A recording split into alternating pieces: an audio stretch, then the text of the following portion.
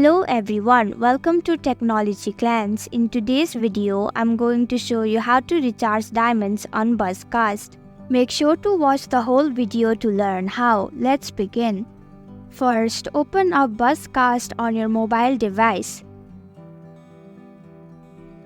Tap on the 3 icon at the bottom right of your screen. Now go ahead and tap on the wallet icon. Now you can see various options for diamond purchasing. You can purchase the diamonds according to your budget by tapping on the recharge button.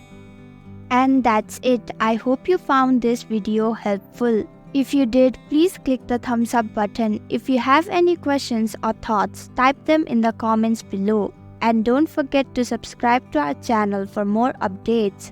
Click the bell icon too so you'll know when we post a new video. We'll be back with another video soon. Thanks for watching.